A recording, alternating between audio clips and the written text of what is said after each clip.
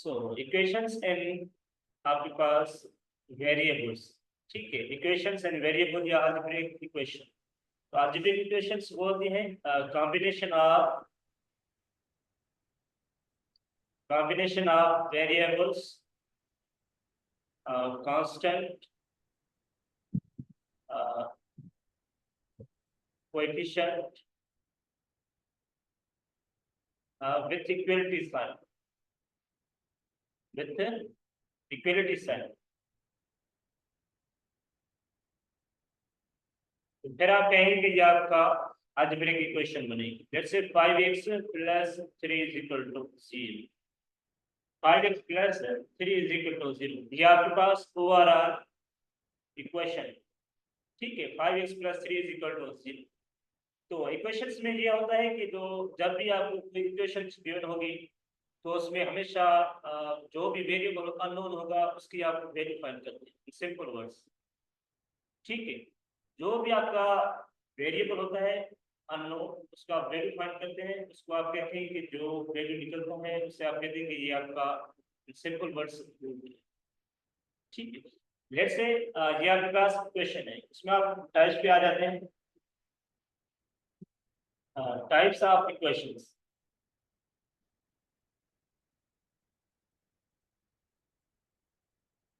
तो types of equations में आपके पास पहली होती है लीनियर इक्वेशन। लीनियर। ठीक है, लीनियर इक्वेशन का मतलब ये होता है कि equation with one variable, sorry one degree, ठीक है। Equation with degree one. Let's say आपके पास है 5x plus 2 is equal to 0। यहाँ पे जो वेरिएबल है उसको डिग्री क्या है, 1 है, ठीक है। तो आप कहेंगे ये ओवरऑल जो इक्वेशन गिवन है ये आपकी लीनियर बनेगी। लीनियर इक्वेशन उसको कहते हैं जिसमें डिग्री क्या होनी चाहिए, 1 होनी चाहिए।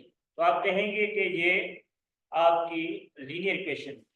एंड सिंपल वर्ड्स, दूसरी कंडीशन ये होती है कि 2x plus 2 is equal to 0। अगर आपके पास डिग्री वेरिएबल की 1 है, ठीक है, डिग्री अगर वेरिएबल की 1 है तो उसका रूट भी क्या होगा, 1 ही होगा, ठीक है। जो आपके पास ओवरऑल इक्वेशन होती है वो डिपेंड करती है कि number of roots is equal to number of degree of equation, ठीक है। जितने भी आपके पास डिग्री होती है पॉलिनोमियल इक्वेशन की, उसमें आप कह सकते हैं कि ये इतने रूट्स बनते हैं। तो आपके पास जो हमेशा लीनियर इक्वेशन की एक रूट होता है, ठीक है। क्या होता है, एक ही रूट होता है। रूट का मतलब ये होता है कि जब भी आप 5x plus 2 is equal to 0, तो यहाँ से फाइंड करें value 5x equal to plus 2 को आप इक्वल टू दूसरी साइड लेकर जाएंगे तो ये माइनस हो जाएगा, -2 x is equal to -2/5। हाँ। तो यहाँ पे ये रूट, ये आपने वैल्यू निकाल दिया, ठीक है। क्या है, ये आपने x का वैल्यू फाइंड किया, वैल्यू। तो ये रूट तब बनेगा, ये रूट तब बनेगा जब आप इस इक्वेशन में आप ये वैल्यू पुट करें, तो ये अगर 0 बन रहा है तो आप कहेंगे कि ये इसका रूट है, ठीक है। रूट की कंडीशन क्या होती है कि जब भी आपको कोई पॉलिनोमियल गिवन हो, उसमें जब भी आप वैल्यू पुट करें तो वो 0 बन रहा है तो आप उसे कहते हैं कि रूट है या फैक्टर है उसका, ठीक है। आप क्या कहते हैं, रूट उसको कहते हैं जिसमें आप कोई वैल्यू फाइंड करें और उस इक्वेशन को सेटिस्फाई करें, तो आप कहेंगे कि ये लीनियर इक्वेशन का रूट है। जैसे मैं और एग्जांपल देता हूँ आपको। हाँ, इसमें आप एक्सपोर्ट करें, ठीक है। पहले पुट करेंगे ये -2/5 plus 2 is equal to 0।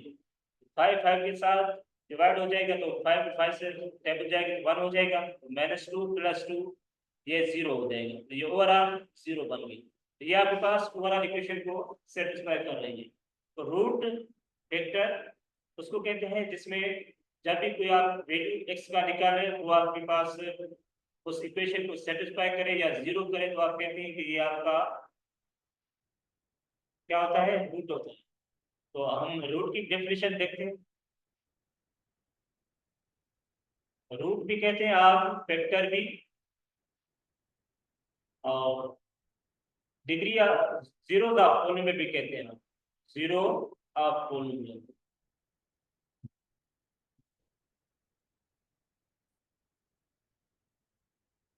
Root का मतलब ये है कि लेट से आपको कोई पॉलिनोमियल गिवन है, सही है, एक्स एक्स प्लस 3, ठीक है, तो ये यहाँ पे आप कौन सा वैल्यू पुट करें जो ये आपके पास जीरो बन रहा है। इसका मकसद ये है कि आप -3। कोई आप ऐसा वैल्यू पुट करें ए, तो ये जीरो बन रहा है, तो आपके पास ए क्या बन जाता है, ए आपका रूट बन जाता है या फैक्टर बन जाता है, सेम बात है, ठीक है, रूट फैक्टर और जीरोस ऑफ पॉलिनोमियल,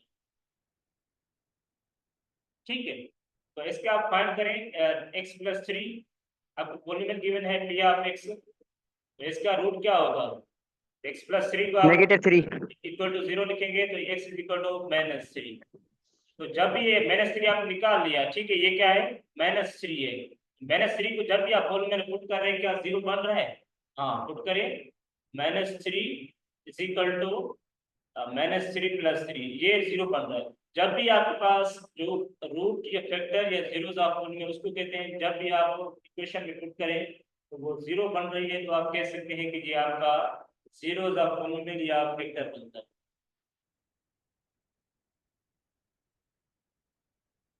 सही। Yes sir. अच्छा, इसमें ये भी होता है कि अगर कोई भी ओवरऑल, हमने सिर्फ लीनियर कंडीशन के लिए देखा था, लीनियर पॉलिनोमियल गिवन था, उसमें चेक कर रहे थे कि ये ओवरऑल इसका फैक्टर बन रहा है या नहीं बन रहा, तो इसमें आप चेक करेंगे कि लेट से ओवरऑल कोई जनरल पॉलिनोमियल गिवन है आप, ठीक है, जनरल कोई भी पॉलिनोमियल गिवन है, वो चाहे पॉलिनोमियल इक्वेशन हो, इन क्वाड्रेटिक होनी चाहिए या क्यूबिक होगी, चाहे वो उसकी डिग्री 4 हो या 5 हो, तो उसके लिए जो जनरल टर्म्स ये होती है कि एक्स माइनस ए, ठीक है, इज द फैक्टर ऑफ, ये याद होना चाहिए, factor of polynomial P of x, x = a। Polynomial P of x, F and only F, F and only F, जो ये ए है, अगर ये आप इसमें पुट करें तो जीरो बन रहा है, तो आप कह सकते हैं कि ये इसका पॉलिनोमियल है, ठीक है, तो आप कह सकते हैं कि ये इसका फैक्टर है। लेट से मैं कह रहा हूँ एक्स प्लस 3 जो आपके पास पॉलिनोमियल गिवन था, ठीक है, ये है आपके पास, तो इसमें आप ये है एक्स इज इक्वल टू, ये एक्स प्लस 3 है, ठीक है, एक्स प्लस 3, तो यहाँ पे एक्स प्लस 3 को एक्स माइनस ए की कंडीशन में लिखें, तो एक्स माइनस ए की कंडीशन में कैसे लिख सकते हैं, एक्स माइनस -3, तो यहाँ पे इसमें अगर -3 पुट कर रहे हैं तो ये क्या जीरो बन रहा है, ये आप ए आपके पास यहाँ पे क्या है, -3 है, -3 पुट कर रहे हैं तो ये आपके पास जीरो बन रहा है, तो अगर ये जीरो बन रहा है तो ये ओवरऑल -3 आपका क्या बनेगा, फैक्टर ऑफ दिस पॉलिनोमियल, ठीक है, फैक्टर रूट या जीरोस ऑफ पॉलिनोमियल बनेगा, सही है। एक और छोटा सा एग्जांपल दे दूं मैं, x plus 1 is the factor of x square -1, ठीक है, मैं आपसे पूछ रहा हूँ कि x plus 1 is the factor of x square plus 1। अच्छा, एंड सिंपल वर्ड्स जो फैक्टर या पॉलिनोमियल आप डिवाइड जो करते हैं नंबर्स की, उस तरह से कर सकते हैं, मगर वो एक लेंथी प्रोसेस है, मगर उसके लिए एक छोटा सा फार्मूला है जो मैंने पहले बताया था कि अगर x माइनस ए तो फैक्टर ऑफ पॉलिनोमियल, अगर वो a आप उस पॉलिनोमियल पुट कर रहे हैं वो जीरो बन रहा है, तो वो आपका जीरो या फैक्टर या आपके पास रूट बन जाता है। लेट से आपके पास है x प्लस 1, तो इसको आप कंडीशन में लिखें x माइनस ए के, ये कैसे बनेगा, इसको लिख सकते हैं x माइनस -1, सही है, तो यहाँ पे a क्या बन जाएगा,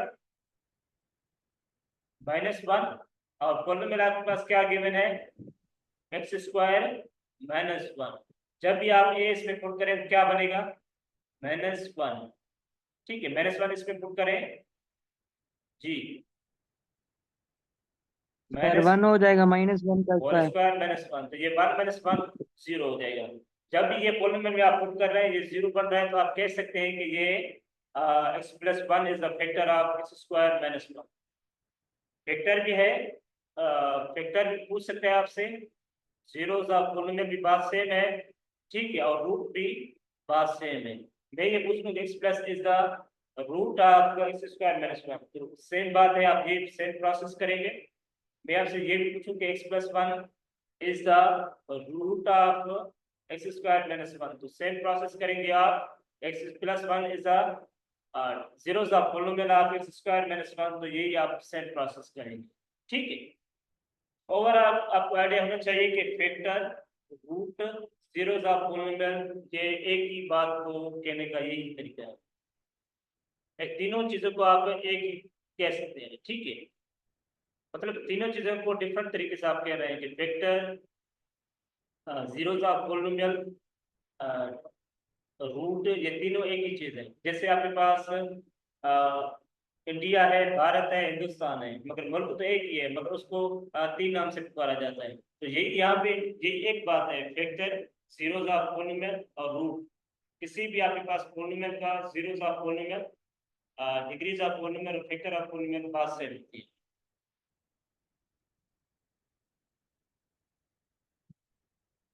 तो ये क्लियर हो गया, और सार होगा। Yes sir. Yes sir. अच्छा, लीनियर इक्वेशंस को आप ऐड भी कर सकते हैं, सब्ट्रैक्ट भी कर सकते हैं, ठीक है, सॉल्व भी कर सकते हैं। लेट्स से आपके पास है लीनियर इक्वेशन गिवन है आपके पास 5x प्लस 3, तो हमने पहले भी देखा था, इसका रूट फाइंड कर लिया था, ठीक है।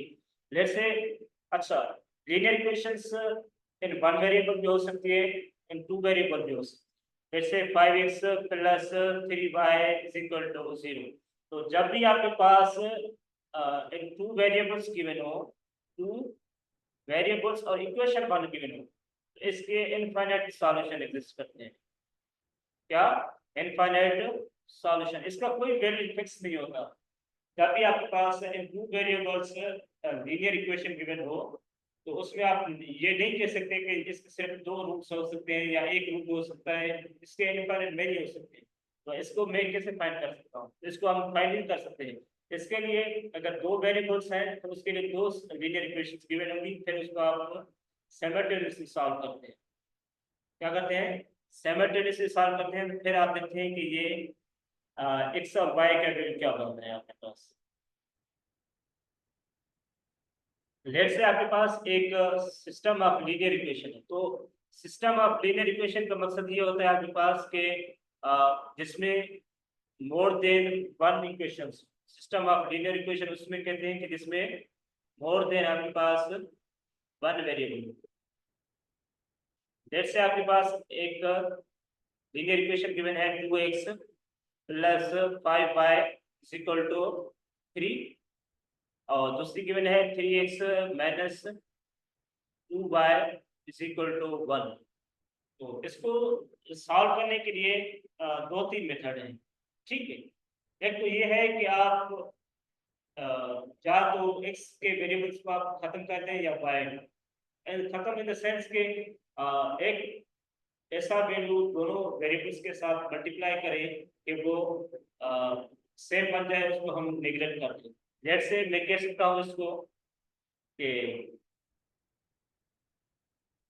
आपके पास 2x प्लस 5 है और 3x minus 2y is equal to 1 है। तो इसको अगर मैं x की बात कर रहा हूँ, ठीक है, इस x में अगर मैं x को 0 करना चाह रहा हूँ, तो इसमें मैं क्या मल्टीप्लाई करूँ और इसके साथ क्या मल्टीप्लाई करूँ और मैं सब्ट्रैक्ट करूँ, तो ओवरऑल x खत्म हो जाए। मैं ये कह रहा हूँ कि ये ऊपर वाला जो फर्स्ट ये इक्वेशन 1 है, ठीक है, ये इक्वेशन 1 है आपके पास, ये इक्वेशन 2 है। तो अगर मैं इक्वेशन 1 को 3 के साथ मल्टीप्लाई करूँ, ठीक है, और इक्वेशन 2 को 2 के साथ मल्टीप्लाई करूँ, तो ये x 2 के खत्म साथ हो, मल्टीप्लाई। तो खत्म हो जाएगा। तो ये देखते हैं, तो 3 को फर्स्ट आप इक्वेशन से मल्टीप्लाई करेंगे तो 6x plus 15y equal to 9 बनेगी, ठीक है। और दूसरी कंडीशन को देखें तो इसमें आप 6x minus 4y is equal to 2। यहाँ पे आप सब्ट्रैक्ट करें, ठीक है। सब्ट्रैक्ट में जब भी करते हैं तो आपको साइंस चेंज हो जाती है, ठीक है। प्लस माइनस, यहाँ पे प्लस थी तो ये माइनस हो गई, यहाँ पे प्लस है तो ये माइनस हो जाएगी। तो 6x प्लस का है, यहाँ पे माइनस का है, ये खत्म हो जाएगा, ठीक है। और 15 प्लस 4 आप ऐड करेंगे तो ये 90y is equal to, by का आप कर लें। उसके बाद 9 में शुरू करेंगे तो ये 7 आ जाएगा। तो इन सिंपल वर्ड्स जो बाई का वैल्यू आपके पास आ रहा है 19/7। तो ये आपके पास वैल्यू आ गया 19/7। सर y इक्वल टू 7/19 होगा। हाँ, 7/19 सही। 7/, आपके पास 19 होगा। जो भी आपके पास ये वैल्यू मिला है, आप किसी भी इक्वेशन में पुट करें तो आपको x का वैल्यू मिल जाएगा। आप लेट से आप इक्वेशन 1 में पुट करें 2x प्लस 5 की जगह आप पुट करें 5y की जगह आप पुट करें सॉरी 7/9 19, ठीक है, इज इक्वल टू 3। तो इसको आप सॉल्व करेंगे 2x 5 को 7 के साथ मल्टीप्लाई करेंगे तो 35/19 is equal to 3। 2x is equal to आपके पास बन जाएगा, ये प्लस का है दूसरी साइड माइनस का हो जाता है, ठीक है। 3 माइनस 35/19। तो इसको आप ऐसे निकालेंगे, जो भी आपका आंसर बनेगा वही आपका x का वैल्यू होगा। तो यहाँ पे x का वैल्यू आपके पास आ रहा है 11/19, ठीक है। जब भी आप इसको सॉल्व करेंगे यहाँ पे ऐसे निकालेंगे और 2 के साथ डिवाइड करें, ओवरऑल का जो आपका आंसर होगा वो क्या होगा 11/19। तो एक y का वैल्यू है 7/19 और x का वैल्यू है 11/19। तो लीनियर इक्वेशंस में हमेशा आपके पास क्या होता है, हर वेरिएबल का एक ही रूट होता है। तो ये बात समझ आ गई सारों को?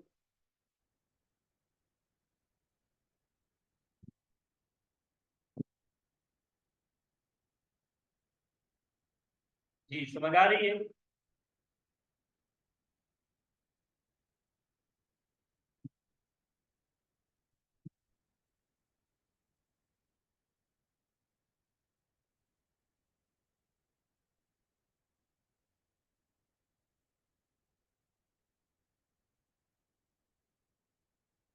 अच्छा, उसके बाद रियल लाइफ के भी प्रॉब्लम होते हैं इसमें, लीनियर इक्वेशंस में, सही है? वो भी आपको आने चाहिए कि हम कैसे सॉल्व करते हैं। लेट से आपसे कहा जाए कि teacher asked Ali divide 25 meters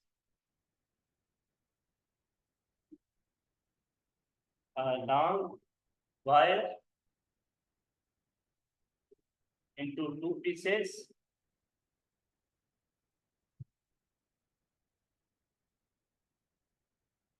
such that one piece is 1 meter longer than the other, ठीक है। find the length of each piece। तो आपके पास अगर कोई टीचर आस्क कर रहे हैं अली को कि आपके पास 25 मीटर्स की एक वायर है, आप उसको 2 टुकड़ों में डिवाइड करें, एक जो पीस हो वो 1 मीटर बड़ा होना चाहिए दूसरे पीस से। तो आप लेंथ कैसे फाइंड करेंगे? जी अच्छा, इसमें आप क्या करेंगे, लेंथ एक्स आपके पास एक पीस है, ठीक है। और दूसरा पीस क्या था कि वो क्या है, बड़ा होना चाहिए। तो ये क्या होगा एक्स, ये दूसरा, ये फर्स्ट पीस है, ठीक है, ये फर्स्ट पीस। और सेकंड पीस क्या कह रहा है उसके लिए कि वो 1 मीटर लॉन्ग, मतलब एक बड़ा होना चाहिए। तो उसके लिए क्या है, x+1 होगा, ये सेकंड पीस होगा आपके पास। तो ओवरऑल आपके पास जो 2 पीसेस हैं उसकी जो लेंथ है आपके पास गिवन है 25 है। इसको आप दोनों को सम करेंगे, x+1 इज इक्वल टू 25। इसको सॉल्व करेंगे, क्या बनेगा, 2x इज इक्वल टू +1, ये इधर जाएगा तो ये माइनस का हो जाएगा, ये 25 से minus x is equal 1 to करेंगे 24, तो यहाँ पे x का वैल्यू आपके पास x is equal to 12, तो ये एक आपके पास x12 होगा, यहाँ पे पुट करेंगे इसमें तो ये x+1, दूसरा पीस क्या बनेगा 12+1 तो 13, तो एक आपके पास पीस 13, होगा 12 मीटर का और दूसरा पीस आपके पास होगा 13 मीटर का। तो इस तरीके से भी आप क्वेश्चन को सॉल्व कर सकते हैं। सही है। अच्छा, उसके बाद आती है कि क्वाड्रेटिक फार्मूला क्या होता है, जिसमें क्वेश्चन आया था आपके पास टेस्ट में। हाँ, तो उसमें ये एक इक्वेशंस का टाइप होता है, ठीक है। हमने लीनियर इक्वेशन देखी थी, उसके बाद आते हैं कि क्वाड्रेटिक इक्वेशन क्या होती है। क्वाड्रेटिक इक्वेशन, अच्छा, क्वाड्रेटिक इक्वेशंस की जो स्टैंडर्ड फॉर्म होती है आपके पास, स्टैंडर्ड फॉर्म, ठीक है, वो ये होती है कि a² plus bx plus c is equal to 0। Quadratic equation की ये होती है ax² plus bx plus c, where a जो होना चाहिए वो नॉन जीरो होना चाहिए। सही है, a क्या होना चाहिए, 0 हो जाएगी। ठीक है, अगर यहाँ पे a 0 होगा तो क्या होगा, ये क्वाड्रेटिक इक्वेशन ही नहीं बनेगी। ठीक है, तो इसलिए यहाँ पे रिस्ट्रिक्शन होती है कि a हमेशा नॉन जीरो होना चाहिए। तो तब हम कहेंगे कि ये overall ax² plus bx plus c is equal to 0 बनेगी। तो इसका स्टैंडर्ड जो क्वाड्रेटिक फार्मूला होता है, क्या होता है फार्मूला, ये होता है कि minus B plus minus b² minus 4ac upon 2a। ये ओवरऑल आपके पास क्वाड्रेटिक जो इक्वेशन होती है उसके रूट्स फाइंड करने को ये फार्मूला यूज होता है। ठीक है, x1 x2 फाइंड करते हैं, इसमें क्या होता है x1 और x2 फाइंड करते हैं, मिसाल पर एक x का वैल्यू फाइंड करते हैं और दूसरा भी फाइंड करते हैं। क्या आपको पता है जब भी आप क्वाड्रेटिक इक्वेशन की बात कर रहे हैं तो इसके हमेशा 2 रूट्स होते हैं। ठीक है, क्वाड्रेटिक इक्वेशन के 2 रूट्स होते हैं, क्योंकि क्वाड्रेटिक इक्वेशन की जो डिग्री होती है वो हमेशा 2 होती है। सही है, जब भी आपको पता है जो भी इक्वेशन गिवन हो, जितनी भी उसकी डिग्री होगी तो उतने उसके रूट्स होंगे। रूट्स zeros ऑफ पॉलिनोमियल ये फैक्टर बात सेम है। ठीक है, तो ये फार्मूला आपको सेम होना चाहिए। अच्छा, ये जो बीच वाला टर्म है b² माइनस 4ac, तो इसको कहते हैं ये आपका डिस्क्रिमिनेंट। क्या है, डिस्क्रिमिनेंट। तो डिस्क्रिमिनेंट उसको कहते हैं कि b² माइनस 4ac, डिस्क्रिमिनेंट को d के साथ रिप्रेजेंट किया जाता है b² माइनस 4ac। सही है। अच्छा, इसकी कुछ प्रॉपर्टीज भी होती हैं कि आपको आनी चाहिए कि लेट्स से अगर डिस्क्रिमिनेंट 0 है तो क्या उसके रूट्स बनेंगे। लेट्स से डिस्क्रिमिनेंट 0 है, ठीक है, अगर डिस्क्रिमिनेंट 0 है, लेट्स से आपके पास ये पॉलिनोमियल गिवन है b², ये फार्मूला लिख लें b² minus 4ac plus minus minus b upon 2a। अच्छा, इसमें अगर ये टर्म 0 होगी तो ये क्या होगा कि रूट्स आपके पास क्या होंगे, अगर डिस्क्रिमिनेंट 0 है तो रूट्स आपके पास क्या होंगे, रिपीटेड होंगे। ठीक है, क्या होंगे, रूट्स रिपीटेड होंगे। सही है, जब भी आप देखेंगे, लेट्स से मैं आपके पास दे रहा हूँ, ठीक है, x² plus 4x plus 4 equal to 0। तो यहाँ पे देखेंगे कि a आपके पास वैल्यू क्या है 1 और b आपके पास है 4 और c आपके पास क्या है 4 है। तो डिस्क्रिमिनेंट का फार्मूला यूज करें, डिस्क्रिमिनेंट की क्या है b² माइनस 4ac, तो b आपके पास क्या है 4 का स्क्वायर करें और माइनस 4, a आपके पास 1 है और c आपके पास 1 है, यहाँ पे क्या है 16 माइनस 16 इज इक्वल टू 0। ये भी आप देखेंगे तो ये इसके आप रूट्स जब भी निकालेंगे तो इसके रूट्स रिपीट हो रहे हैं। कैसे रिपीट होंगे, देखें x² plus 4x plus 4 is equal to 0। जब भी आपके पास क्वाड्रेटिक इक्वेशन गिवन हो तो उसको आप 3 तरीके से सॉल्व कर सकते हैं। एक तो आपके पास होता है कि आप क्वाड्रेटिक फार्मूला सॉल्व करें, दूसरा ये है कि आप मिडिल टर्म ब्रेक करें, और तीसरा यह है कि फैक्टराइजेशन मेथड अप्लाई करें, और कंप्लीट स्क्वायर मेथड भी कह सकते हैं आप। ठीक है, कंप्लीट स्क्वायर के जरिए भी आप सॉल्व कर सकते हैं, मिडल टर्म ब्रेक के जरिए भी आप कर सकते हैं और क्वाड्रेटिक फार्मूला के जरिए भी कर सकते हैं। जैसे इसको हम मिडल टर्म ब्रेक करें, x square plus 2x plus 2x, इसका मतलब ये मिडल टर्म ब्रेक का मतलब जब भी आप मिडल टर्म जो आपके पास गिवन है उसको ब्रेक करें, जब भी दोनों को सम करें तो बीच वाला टर्म होना चाहिए, और जब भी मल्टीप्लाई करें तो ये आपके पास जो एक्स स्क्वायर और कांस्टेंट है, जब भी इसको मल्टीप्लाई करें जो आंसर होना चाहिए वो इसके बराबर होना चाहिए। देखें 2x के साथ मल्टीप्लाई करें तो ये 4x स्क्वायर आ रहा है, हाँ बिल्कुल 4x स्क्वायर आ रहा है, तो 4 इज इक्वल टू 0। तो यहाँ से आप कॉमन निकाल लें, यहाँ से आप कॉमन निकालें, क्या होगा x, यहाँ से क्या होगा x प्लस 2 और प्लस यहाँ से 2 कॉमन, तो यहाँ पे x प्लस 2 बनेगा।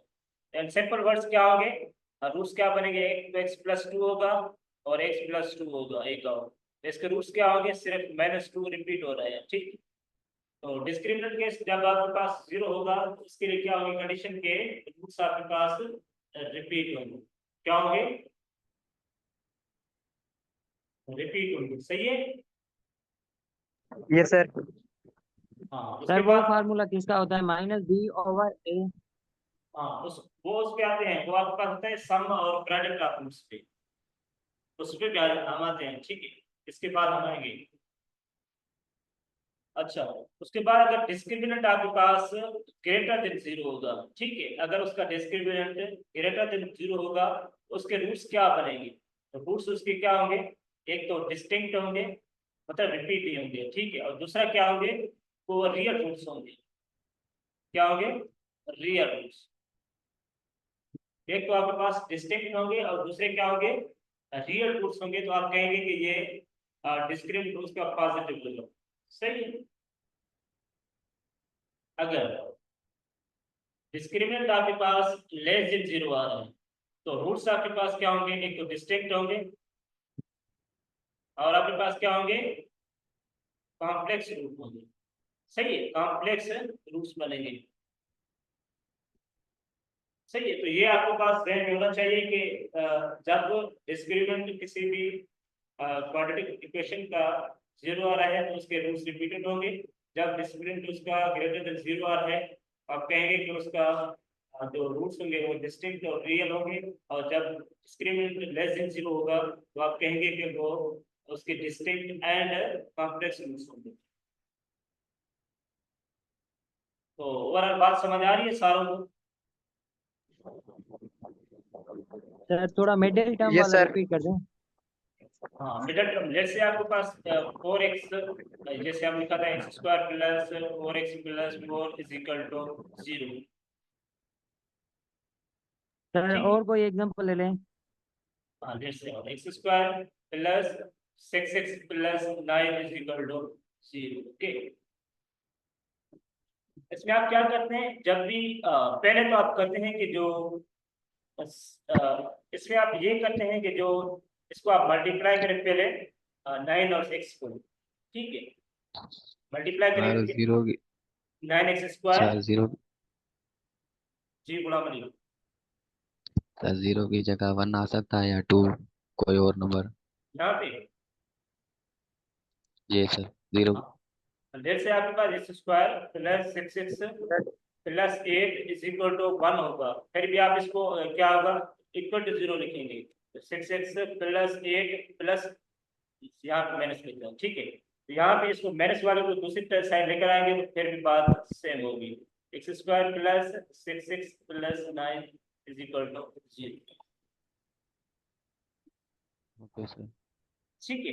तो इसमें आप क्या करते हैं, जब भी मिडिल टर्म की बात कर रहे हैं फाइंड करने की, तो X square plus 6x plus 9 is equal to 0, तो जब भी आप दोनों टर्म्स को प्रोडक्ट करेंगे 9 और एक्स स्क्वायर के, जो 9 आ रहा है कोफिशिएंट उसके आप एलसीएम निकालेंगे, एलसीएम का मतलब उसके फैक्टर्स क्या होंगे, 3 मल्टीप्लाई 3, इसमें चेक करेंगे 6 को आप कैसे लिख सकते हैं, 6 को आप कैसे लिखेंगे, 3x plus 3x. हाँ X square plus 3x plus 3x plus 9 is equal to 0। अच्छा मैंने क्यों लिखा है इसे, जब भी इन दोनों को आप ऐड करेंगे तो आप बीच वाला टर्म आना चाहिए 6 3x को 3x के साथ करेंगे ऐड है। जब भी आप दोनों को मल्टीप्लाई करें तो इन दोनों बाहर वाले जो टर्म्स हैं उनका प्रोडक्ट आना चाहिए। तो 3x को 3x के साथ मल्टीप्लाई करें तो 9x² आ रहा है। हाँ, बिल्कुल आ रहा है। तो ये आपने मिडिल टर्म सही बनाई। तो x यहाँ से कॉमन निकालें तो इन दोनों टर्म्स की कॉमन निकालें, ठीक है। x² plus 3x x plus 3 3x plus 9 से यहाँ से x प्लस 3 और यहाँ से भी क्या होगा 3 कॉमन निकालेंगे क्योंकि यहाँ पे 3 कॉमन है। x plus 3 तो यहाँ से अब यहाँ इसके बाद आप क्या करते हैं, यहाँ पे कॉमन क्या है ओवरऑल जो इक्वेशन की है, यहाँ पे x प्लस 3 कॉमन है, यहाँ पे x प्लस 3 अवेलेबल है टर्म में, यहाँ पे भी। तो यहाँ पे x प्लस 3 आप कॉमन निकालें। यहाँ पे x प्लस 3 कॉमन निकाल दिया तो यहाँ पे x बचा, यहाँ पे कॉमन निकाल दिया x प्लस 3 तो यहाँ पे प्लस का 3 बचा। ओवरऑल ये 0 के बराबर होगा। ये अगर दो टर्म्स आपस में 0 के बराबर हैं तो ये x प्लस 3 भी 0 के बराबर होगा एंड x प्लस 3 भी 0 के बराबर। तो x रूट्स आपके पास -3 है और दूसरा भी -3 होगा। तो यहाँ पे रूट्स क्या है, रिपीटेड है क्योंकि डिस्क्रिमिनेंट जब भी इसका फाइंड करेंगे तो 0 होगा। सही है, समझ आ रही है? Yes sir. क्वाड्रेटिक इक्वेशन को सर 3 टाइप से हम सॉल्व कर सकते हैं ना जी जी। सर? कंप्लीट स्क्वायर वाला समझाएंगे? कंप्लीटिंग स्क्वायर उसका प्रॉब्लम आता नहीं है, आप उसको जनरल देख सकते हैं, मगर ये हम मिडल टर्म ब्रेक का ये आ सकते हैं, ठीक है। उसमें Okay, sir. कंप्लीटिंग स्क्वायर जो भी प्रॉब्लम आपको गिवन हो उसमें आप ये करेंगे सिंपल वर्ड्स आप यूज करें, क्या क्वाड्रेटिक फार्मूला यूज करेंगे तो वो आपका सॉल्व हो जाएगा। Okay sir. ठीक है, जो भी आपका क्वाड्रेटिक इक्वेशन गिवन हो उसको आप डायरेक्ट क्वाड्रेटिक फार्मूला यूज करें, उसको मिडल टर्म ब्रेक करने की जरूरत नहीं है और फैक्टराइज करने की जरूरत नहीं है और उसको कंप्लीट स्क्वायर करने की जरूरत नहीं है। आप डायरेक्ट क्वाड्रेटिक फार्मूला एक ऐसा रेसिपी है, आप उसको हर क्वाड्रेटिक इक्वेशन को सॉल्व कर सकते हैं जिसका आप मिडल टर्म फाइंड नहीं कर सकते या उसको आप कंप्लीट स्क्वायर नहीं कर सकते या उसका फैक्टर नहीं कर सकते। तो उसके लिए छोटी सी बात ये थी कि आप क्वाड्रेटिक फार्मूला यूज करें, आपका हो जाएगा। Okay sir. अच्छा, X square plus dx plus c is equal to 0, ठीक है। ये आपके पास क्या थी, स्टैंडर्ड फॉर्म है। Standard form of quadratic equation. तो यहाँ पे आपके पास ये एक केस होता है कि सम ऑफ रूट्स किसके बराबर होते हैं, sum of roots, sum of roots किसके बराबर होता है जी, याद है किसी को? सम ऑफ रूट्स आपके बराबर होता है -b/a और प्रोडक्ट ऑफ रूट्स आपके पास बराबर होता है c/a। अच्छा, यहाँ पे c/a का मतलब यहाँ पे g से मिला होगा। मिसाल तो मैं आपको इक्वेशन देता हूँ, x² + 6x + 9 is equal to 0। यहाँ पे आप देखें a का वैल्यू क्या है, यहाँ पे a का काम नहीं है, जैसे यहाँ पे लिख लें a 1 है, b आपके पास 6 है और c आपके पास 9 है। जी बिल्कुल आया था ये। हाँ, इसमें देखेंगे ये हमने सॉल्व किया था लास्ट क्लास जो हमने दी थी ना ओवरऑल, जो एक दिन पहले, उसमें हमने ये ओवरऑल की थी, ठीक है। अगर किसी ने क्लास नहीं लिया तो हम क्या कर सकते हैं। तो x² + 6x + 9 is equal to 0। तो यहाँ पे b 6 है, c 9 है। तो इसके सम ऑफ रूट्स क्या बनेंगे, इसमें पुट करें माइनस और b आपके पास क्या गिवन है 6 और a आपके पास क्या है 1 है, दोबारा क्या बनेंगे -6। तो आपको पता है इसके जो इक्वेशन जो बनाए थे x² + 6x + 9, इसके रूट्स क्या बने थे, एक तो -3 था और दूसरा -3 था, सही है? Yes sir. हाँ, तो इसका सम क्या होगा -6। हाँ, दूसरी कंडीशन यहाँ पे ये जनरल फार्मूला है, अगर आपके पास सम ऑफ रूट्स फाइंड करना हो विदाउट उसके रूट्स फाइंड करने के, तो यहाँ पे -b/a फार्मूला लगाए और प्रोडक्ट ऑफ रूट्स के लिए क्या है c/a। c आपके पास 9 है और a आपके पास 1 है, तो यहाँ पे 9 आ जाएगा। देखिए इनका प्रोडक्ट क्या होगा, -3 को मल्टीप्लाई करें -3 के साथ तो ये 9 होगा। 9 9 होगा। 9 तो बस यही बात है कि सम ऑफ प्रोडक्ट ऑफ रूट्स जो होते हैं यही होते हैं। जब भी आपके पास कोई बाजी इक्वेशन गिवन हो तो सम ऑफ रूट्स के लिए माइनस बी अपॉन ए और प्रोडक्ट ऑफ रूट्स के लिए आप यूज करेंगे सी अपॉन ए। तो वो आपके पास सम ऑफ रूट्स भी मिल जाएंगे और प्रोडक्ट ऑफ रूट्स भी आसानी से सॉल्व कर सकते हैं। जी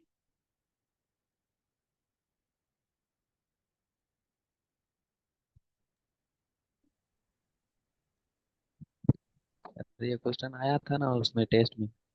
जी जी, ये बिल्कुल आया था कि सम ऑफ रूट्स इसके क्या बनेंगे या प्रोडक्ट ऑफ रूट्स क्या बनेंगे। जी सर।